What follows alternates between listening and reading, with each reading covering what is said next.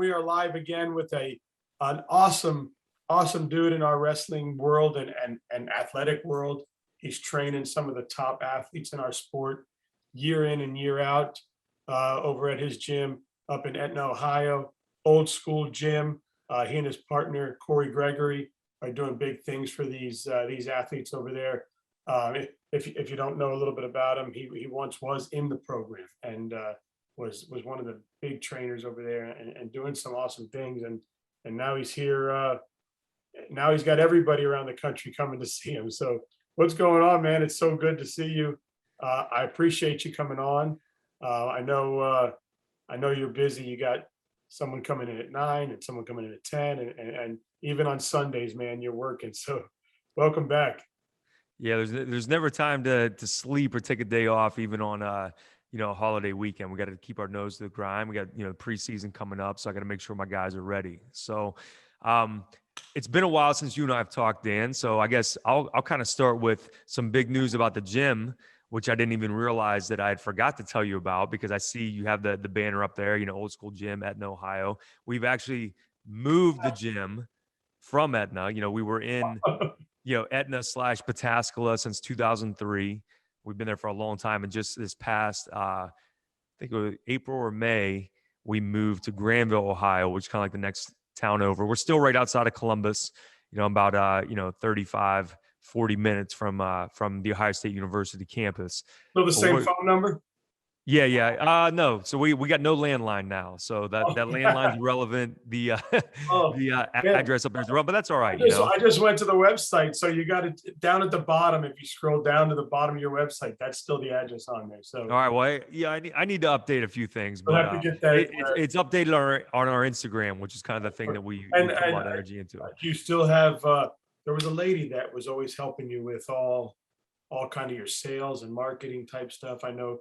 Yeah. So Annette Grant, she's still a partner that runs a lot of our online stuff, the wrestling Sled, partners with ebooks and gear and stuff like that. So yeah, so it's still the same setup as far as, how the business runs, and, me and Corey are still partners and all that good stuff. But what we did. Disregard all that up there.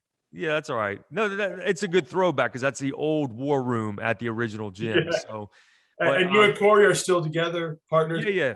So I'm like, oh man, did I totally screw the background up? I can change it right now. No. That's a good throwback to the old gym. So no, Corey and I are still partners, and what we actually did, and this was kind of a move a long time in the making. We also have a supplement company, Max Effort Muscle, which you see right here. Yeah, I was going to ask you about that. It's a dope sweater, man. Yeah, thanks, man. Well, we sponsor a lot of the top wrestlers in the space. Colin Moore, Anthony Etchemendia, Dylan D'Amelio, Ethan Smith, who was an All-American for OSU last year. So a lot of my guys that I train, we sponsor as well. Reese Highlight Humphrey, former athlete of mine, USA Wrestling Coach of the Year. He's one of our athletes. But anyway, so what we did to really, because we had the gym in Pataskala. We had Max Effort Muscle. The warehouse was located in Newark, which is about a half hour away. Not Newark, New Jersey, but Newark, Ohio, yeah. Which is, outside of Columbus here. So on a daily basis, we're running back and forth between the two. I'm training athletes here. I'm doing content out here. And it was, the brands were very disjointed, even though they were aligned. So we kind of made a very strategic decision. Corey was able to purchase a warehouse here in Granville, Ohio, which is where he lives and where my wife and I are actually building our home that we're going to move into in November. So now with that warehouse, it's 14,000 square foot. We were able to move the gym and Max Effort Muscle under one roof. We were able to create, our media center, which is our podcast room here, which, maybe I'll take you a little tour around here in a little bit. Yeah, man. So we have the area where we store the supplements, where we pack the orders, where we create the content, and we have the gym all under one roof. And we also moved the gym to kind of a private model, whereas we had been a membership-based gym since 2003. Now it's one of those things where if you want to train at old school, you either have to train with us, like you're one of our training partners, or you're one of my elite athletes that's either coming in from Ohio State, or I have some top youth wrestlers that come in from all over the country. I got a kid coming in from Parkersburg, West Virginia, another kid coming in from the Youngstown, Ohio area, both about 2.5, 3 hours away. They'll be coming in to train with me today at 10. So it's really allowed us to kind of dial in our focus.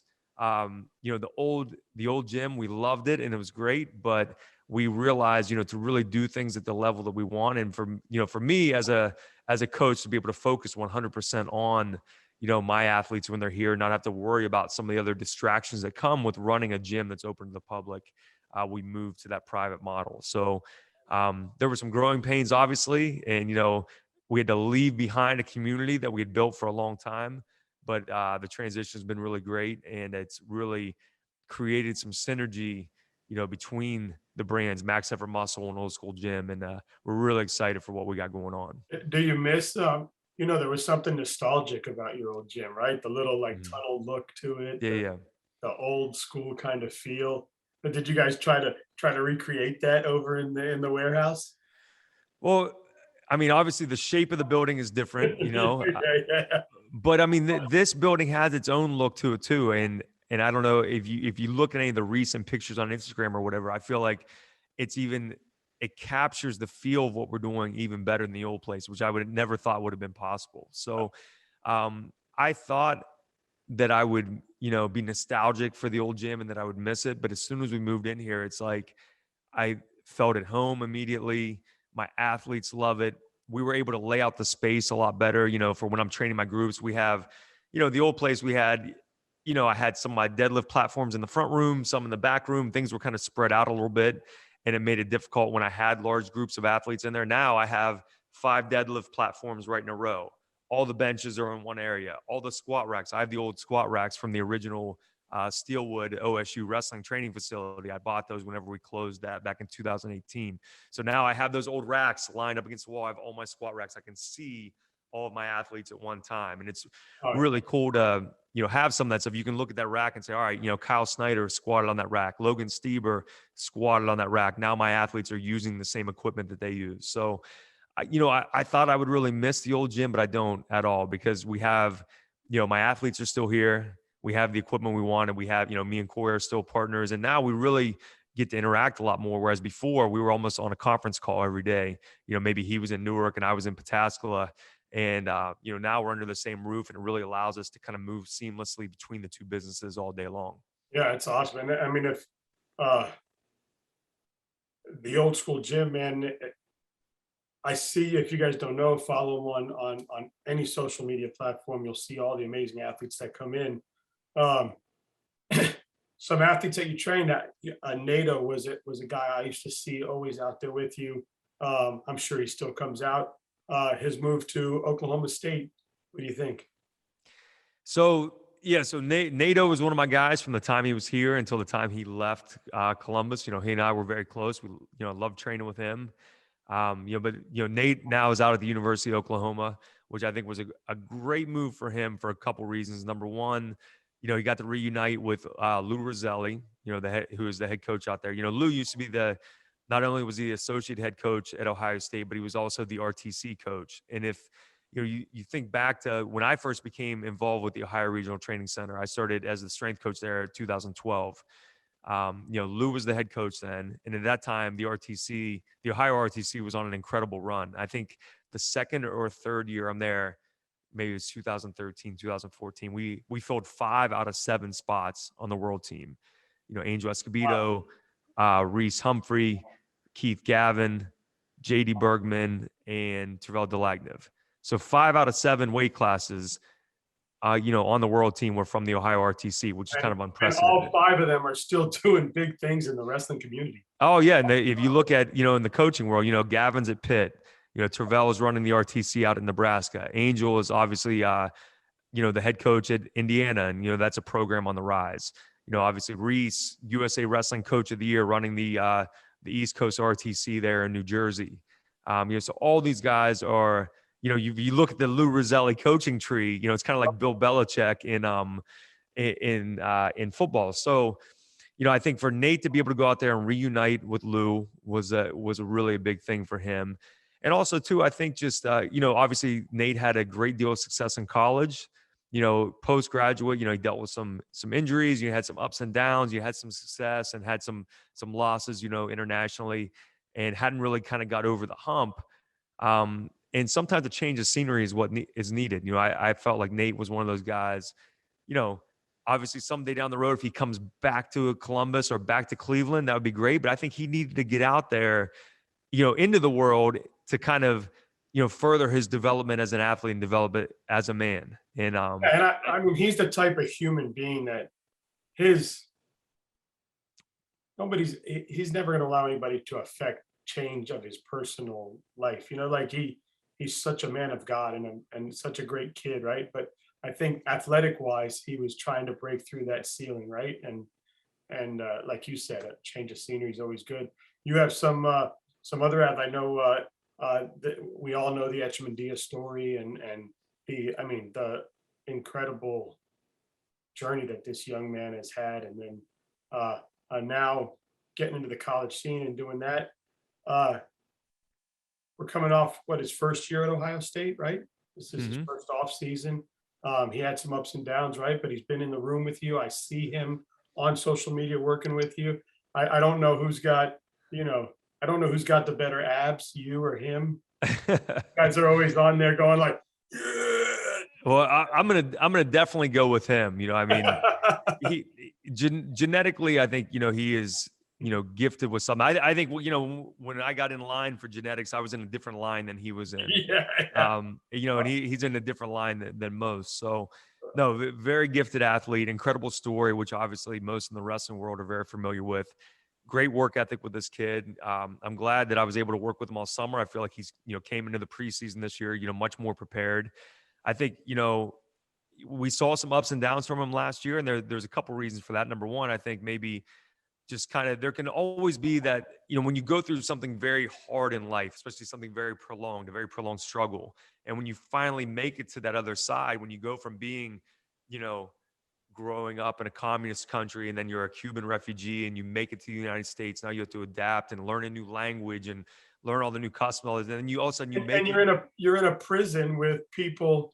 Like he told you, he's like, look, I had a certain color on, but if you were by another color, those guys were murderers, and I'm in the same place. Like then he had to sit there for a couple months, and now he comes, right. like you're saying. So I'm sorry, go ahead. It's just crazy. No, you're good. Yeah, it's an incredible journey that most people can't even really fathom. The mental fortitude it would take to not just make the choice to try to pursue your dream, but to then actually have to endure, the journey here, the walk here, then the time in the detention camp at the border as he applied for refugee status. So I think you make it to the other side of that. Now you're on scholarship as an athlete at, one of the premier programs in the country. You're in one of the best wrestling rooms in the world. Now he's found the love of his life. He's married. He's a social media star. It can be hard. I think it would be hard for anyone not to just finally exhale and think, okay, thank God I made it. Life is good. Life is comfortable. But I think, last year was a good kind of reality check for him where he had to realize, okay, that same hunger that I had that drove me to come to the United States, I need to keep that same hunger in my training and in my studies and everything so that I'm able to, fulfill my potential. So I think that was, that's one issue. I think the other issue too, is you got to remember everyone who makes it to this level at Ohio State, whether they came from a small school here in Ohio or they escaped, Cuba, is they're going to be the top, they're going to be the best of the best. So you look at, his weight class, Dylan D'Amelio was our starter. And even with this year, that it's going to be up in the air who's going to take that spot at 141. Dylan D'Amelio was a top recruit coming out. He's another athlete who trains with me regularly. I love Dylan, and him and I put in a ton of work this summer. So you look at those two, they're both stars in the making. Both of them would start at 99% of the D1 universities out there. So it'll be interesting to see how that weight class plays out. I think Dylan went, it was either 3-2 or 4-2 at NCAA's last year. So he's an incredible talent in his own right. So I think how that weight class shakes out is going to tell a lot about the team. I personally, now that I probably shouldn't even say this on this podcast, but what I would like to see is I would like to see Dylan at 141. I would like to see Sammy Sasso, our returning NCAA runner-up, at 149. And I would like to see Anthony Etchemandia at 157. Now he's short but he is so incredibly strong and powerful. And he's the type of, with his genetics, he can actually look at a barbell and gain muscle. It's incredible. So That's kind of my genetics. I can look at a burger and gain weight. right, right. So I think it's the opposite of that. So I've kind of tried to put that idea in his head a little bit, but I don't think he's real open to it. But I look at him and I think this guy could be the NATO of 157. Short, fire plug, extremely powerful, extremely strong, not have to cut any weight. He could easily walk around at 160. So Maybe the in my mind, athleticism, and what's maybe that? the athleticism too, right? Because the athlete at 141 and the athlete at 157 is, Well, you're going to have incredible athletes at both those weights. So I'm just looking at it from a team perspective. I think our strongest lineup is going to be to have him and Dylan both in the lineup somehow. Neither one of them can make 133. Dylan does not have the frame to wrestle 157. And Anthony, even though he's shorter, I think could. So will it happen? Probably not. We have Patty Gallagher coming in too, which was, the top overall recruit. He'll probably be at 157. But in my mind, I think Ohio State's strongest lineup is with D'Amelio and Echemendia both in the lineup. and speaking of Patty Gallagher and Nick Feldman, I mean, Yeah. So, a place like Ohio State is always going to be bringing in top athletes. those two guys coming in, top of their weight class, top of the nation in high school. I mean, congratulations. I've seen them wrestle. I've seen Feldman up close wrestling, and it wasn't even a competition. And the other people he's wrestling are supposed to be like number 2, 3, 4 in the country, and he's just eating them up for lunch, man. It's unbelievable what he can do. Yeah, I haven't get to meet Feldman yet, but what I've heard about him that I really love and I'm really excited about, because you see, kids that are talented all the time, but what I've heard about him is that he is obsessed with the process, he's obsessed with training, and he's obsessed with becoming the best wrestler possible. So when you have a kid who's extremely talented and is obsessed with the work aspect of it, then that's when you see them develop into that next level talent. So it's going to be really exciting to have him here in Columbus. Yeah, and one of your guys who's a Florida, well, he was one, Elijah Cleary graduated this year. What a great young man, great family. And so Cleary's actually a Pitt. He has 1 year of eligibility left. yeah, no, he graduated this year, and I'm glad to see him take that COVID year and kind of go somewhere and still pursue his dreams, right? What a great young man, loved Ohio State, what it did for him, got his degree, right? Mm-hmm. Saw him graduate, and I wish him the best of luck over there. But as far as, and I want to talk about some stuff at your gym, so you can kind of, we can kind of put some stuff out there. But you spoke about youth athletes. I was going to ask you, so somebody out there has a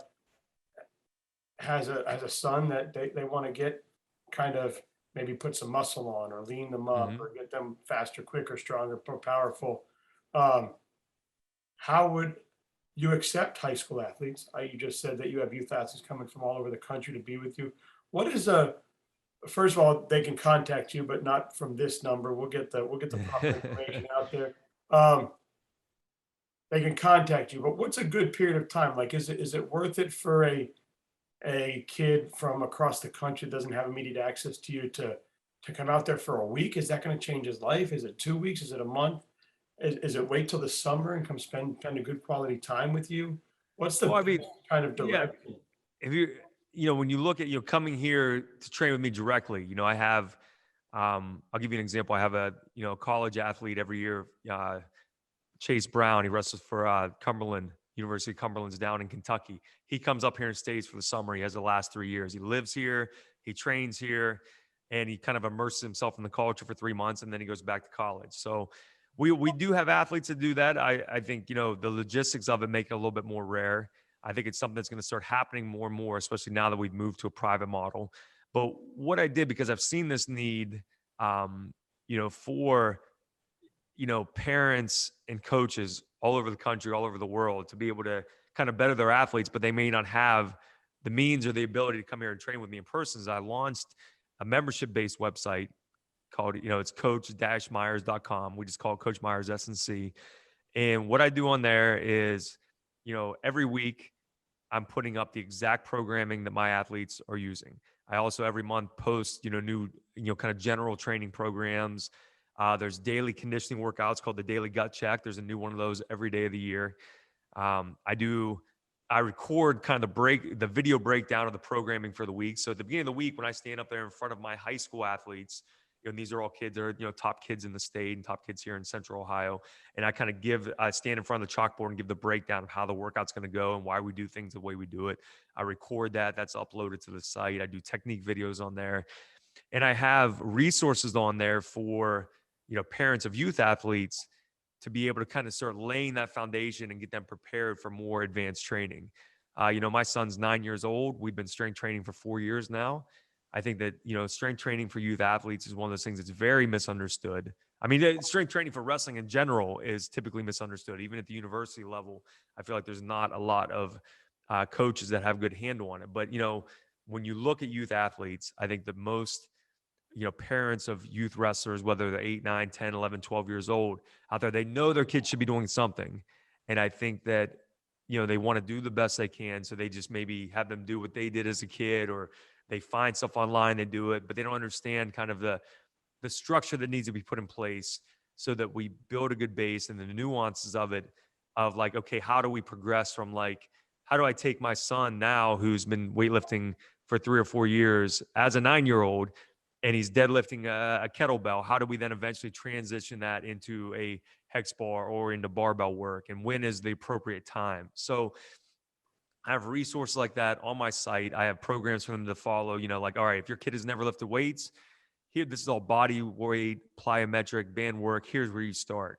Once they've kind of mastered that, then here's kind of that same sort of thing mixed with some beginner weightlifting. And then we kind of add that on, layer that on top of it. And I think that it really helps parents understand, and coaches too, how to kind of move their athlete through that safely and give them a good base and kind of set them up for success in the weight room and in the wrestling room later down the road. What do you tell parents that, so for example, like when I was growing up, it was like, don't lift weights till you're 16 years old. It could stunt your growth. It could affect your bones.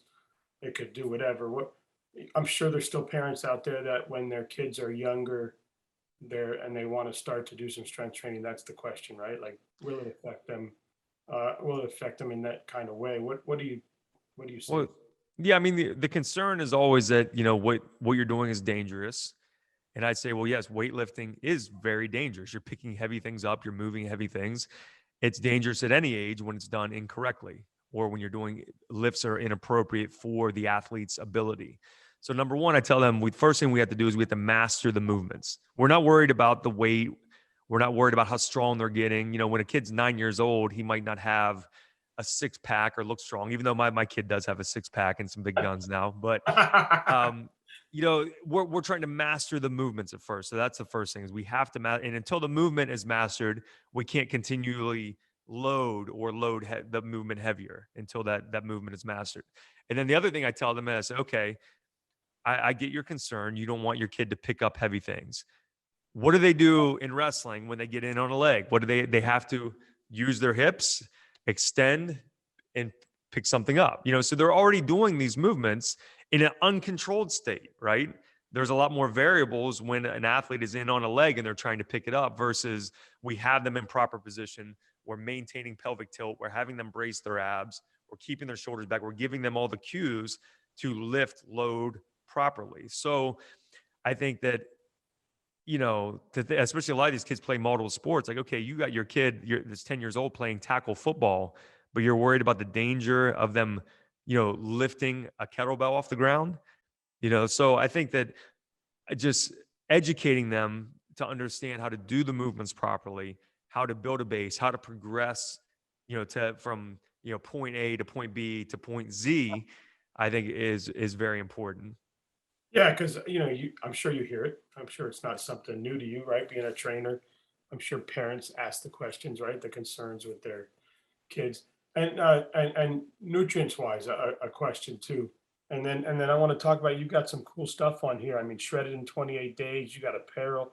The wrestling sled is really dope. I had talked to Miss Grant once about trying to kind of get on that affiliate thing and try to get that selling for you too on my platform. But that's a whole nother conversation, but Well, I think now would be the time to circle back to her on that. Now that we actually, that was one of the other good things about moving the gym out here is now we have actual warehouse space for our old school gym equipment. So the sled, we're going to be coming out in the next, 12 to 18 months with our own line of bars and plates and all kinds of other equipment and stuff. So again, before, the equipment side of our business was kind of disjointed. Everything was all spread out.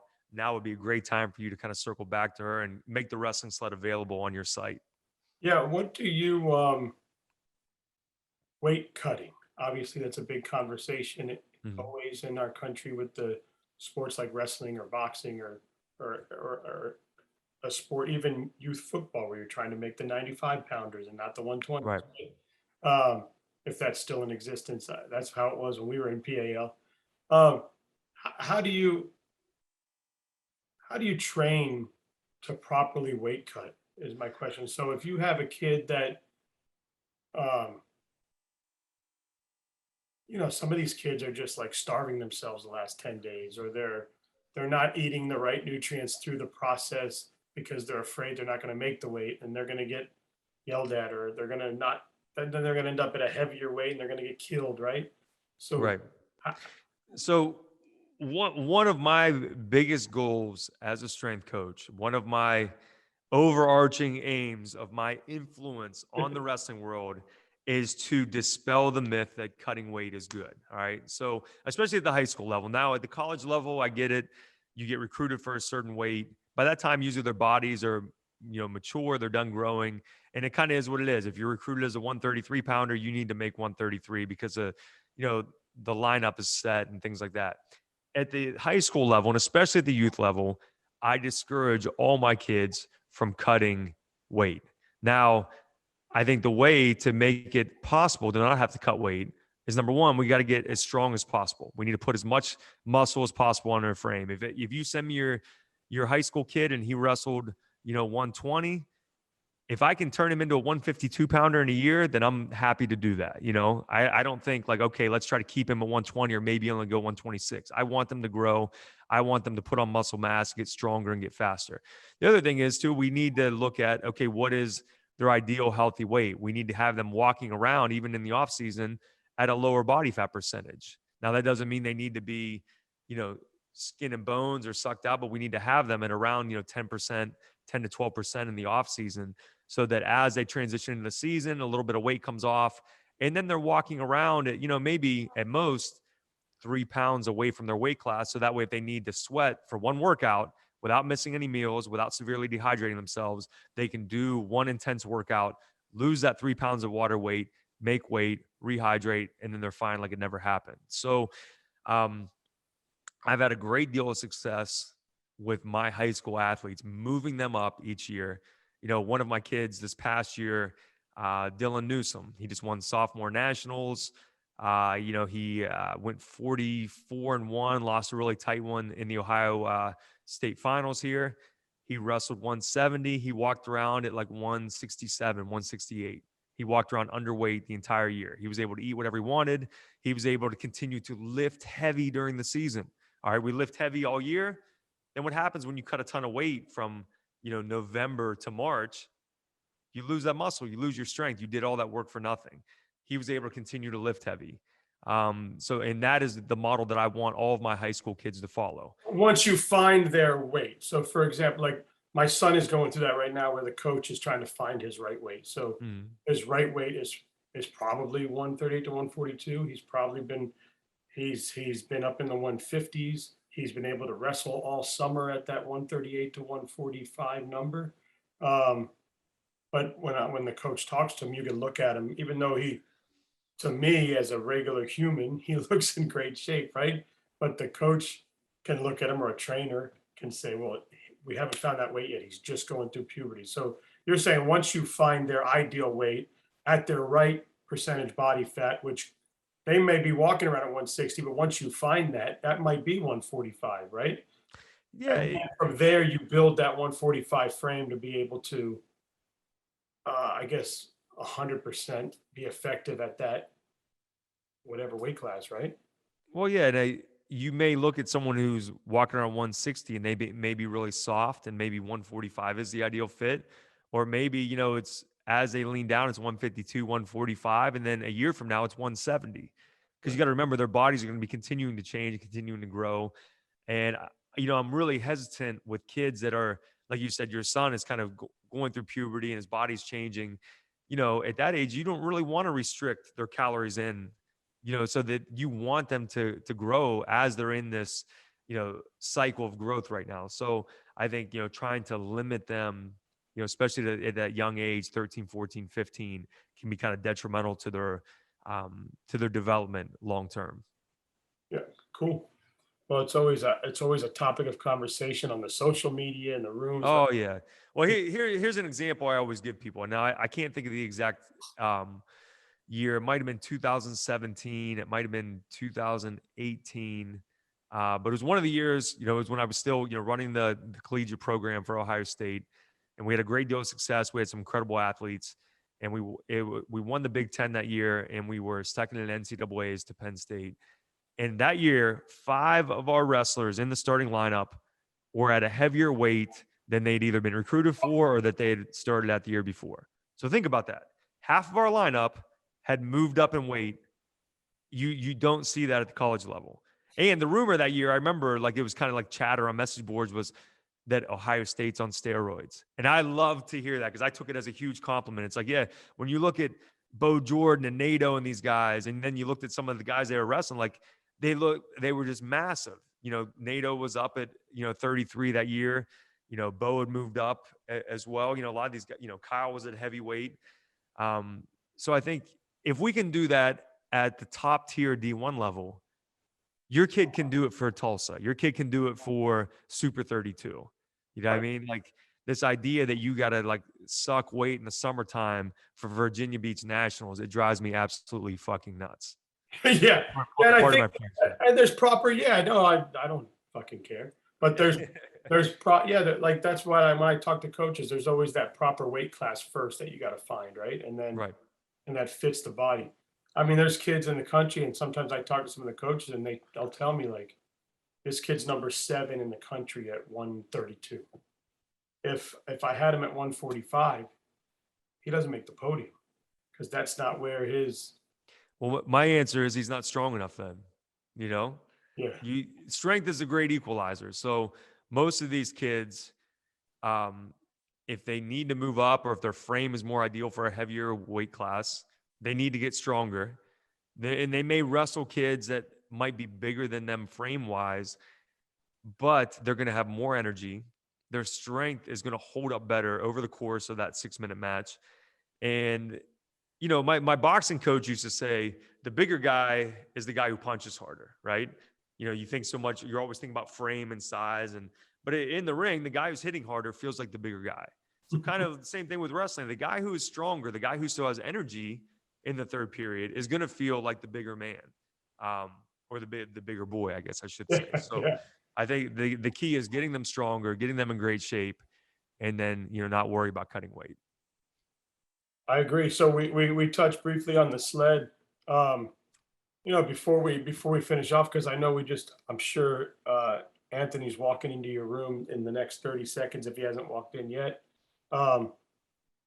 Some of the stuff you've got a great library on your website. You talked on it a little bit, but there's so much there, so much content, whether it's virtual, whether it's buy it and use it in your house, from strength, conditioning, nutrition.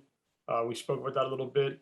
How do people, you have to sign in, create an account, do all that stuff. How does that all work? And you've got some great books and little paperback stuff out there. YouTube, right? I mean, you've got some great videos to teach people. Talk about it a little bit. Yeah. So, I mean, I have tons of resources out there for, athletes, coaches, and parents. I mean, I actually have a whole library of videos on flow. I've done like probably 100 different technique videos for flow wrestling. So if you go on the flow wrestling site, if you're already a member there, and click the training tab and search my name, or search Coach Myers, that'll come up. So I've done a ton of stuff through them. My Instagram is a great resource for people. I put some stuff on my Facebook. I'm not quite as active on there, but my Instagram day to day is where I show what I'm doing with my athletes. I show technique videos. I put inspirational stuff, and that's at Coach Myers _ Gutcheck. From a programming standpoint, I have, I think, a catalog of maybe 25 different ebooks available, all the way from my actual, strength conditioning for wrestling, preseason, in season, off season. I've went through 2 volumes of that in ebook form. The 3rd volume of that is only available on my membership-based site. But when people ask me questions about, strength training for wrestling, I always say, well, yeah, I wrote the book on it. Like I literally wrote the book on it. So, and there's different ways of doing things. There's other ways that may work, or other ideas that people might have that might conflict with mine that may work, but I know that my way works. I've proven it time and time again with athletes at the highest level of the sport. I got 3 Big Ten rings.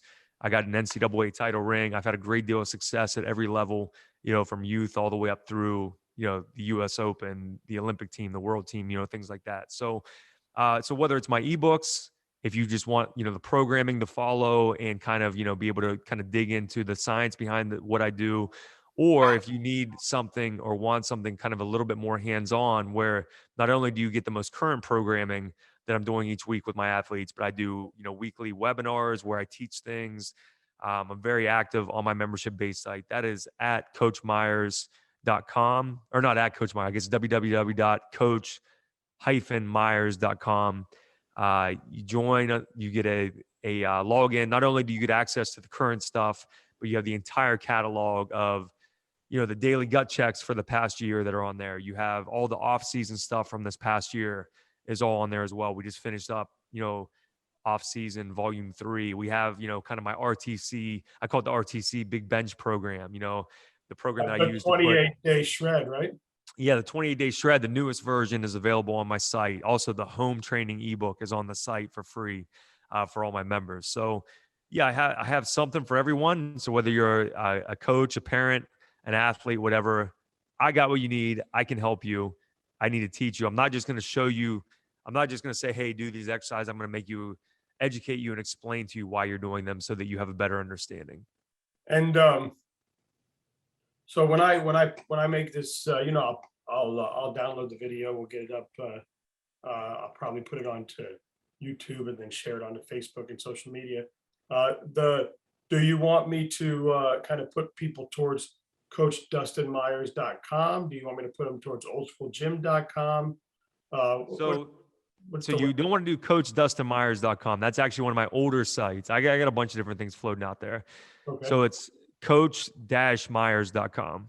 See if you can pull that one up. Coach-Myers.com. Yeah, it's like a hyphen or whatever in the middle there. Coach. And that would be the membership-based site. Okay. Coach.myers.com. Yeah, yellow and black. Yep. Got some dude in stance right there with you. Yeah. Yeah, I got my dude Reese Humphrey there, and that was we're on top of a mountain out in California or something. We took that pic. It's kind of a iconic picture right there. So yeah, I think that, and then my Instagram, that's going to be the easiest way. Instagram is where they can message me directly. Coach Myers, where they can sign up, or if they're looking for the ebooks, oldschoolgym.com. Yeah, and then last year, your sled, man, the wrestling sled. So we see sleds out there for wrestling. What makes this the sled, in your opinion, that works? What's special about it? What makes it different? Well, I think that just in general, sled training is probably one of the most underutilized tools, and also one of the most important tools for athletes of any sport, for power development, for strength endurance. We use sleds all the time here in the gym, big prowlers and things that you can load stuff up on. It's something that I originally learned a lot of the sled protocol from Westside Barbell, from those guys years and years ago. And the versatility of it, between doing, prehab work, your warm-up stuff, your strength work, your speed work, you can really use it for just about anything. And it's something that you have to use your entire body to push, pull, drag, row, stuff like that. So that's one thing. So sled training, I can't emphasize enough how important it is. Now, at Ohio State, the issue we had was, at the old Steelwood facility, we didn't have anywhere inside the building to do sled work. In the summertime, we could take, we had a prowler we could take outside in the parking lot and stuff like that. But in the season, it didn't help us at all. So this would have been very early on when I was there, maybe 2012, 2013. I thought, we need a sled that we can use in the wrestling room. So we had some prototypes built of these sleds with kind of carpet on the bottom and with them curved so they don't damage the mats, that we could then add weight to. We could, attach ropes to, pull, we could drag, we could push, and we could do all the same sled training protocol that we use in the gym and that strength coaches have been using for decades, but that would give coaches the convenience of using them in the wrestling room. Now, I don't know how it is in Florida, but here in Ohio, during winter time, during the bulk of the season, you're not going to be taking kids outside to do sled work. It just is not possible. No. So, it's snowing and everything else. So having that in the room, I think, is a game changer. It was a game changer for us at Ohio State. I was able to use sled training with my guys all the time to be able to, do speed training right there on the mat, to be able to do lots of, grip and endurance work right there on the mat in the room. And I want to emphasize, because I'm not going to name any names, but there is another sled type product that is very popular out there in the wrestling world. They throw a lot of money at having athletes say, oh yeah, look, this is what I do. I practice my shot on this. And to me, that's just not realistic. They're trying to replicate. It's kind of they're trying to replicate a drill that is better served to do on a human. It's like using the Gus, the wrestling guy that's against the wall. It's in every wrestling room, but does anyone really use that to practice their shot or practice their double leg? This is a sled that we're using established strength conditioning protocol. You're just able to use it in the wrestling room. Yep. Perfect. Hey, so this is awesome to get to talk to you again. We could probably go on for another hour, but I know that there's people in the room waiting for you. Let's do it again anytime. I really appreciate you coming on and talking to me. And all this stuff is great information. I can't wait to get it out there to kids and families. And anybody looking to spend some time at a solid place, give them a holler. Thanks, man. I appreciate you. I look forward to talking to you again. Make sure when you package this up, send me the links over. I'll push it out. And if you have like a good, maybe one of those clips of me talking about youth training or not cutting weight or whatever, you send me a nice little clip of that. I'll throw it up on Instagram or something. And I'll make sure I have a new graphic for you next time with our proper address and a pic of the new gym for you. I apologize about that. No, that's good, man. It's good. It's good. It was a good conversation starter for us to get the word out about the new facility. So cool. All right, man, you guys take it easy. Keep doing what you do. And hopefully one day I can get up there and meet you. Sounds good, Dan. Thanks, buddy. Yes, sir.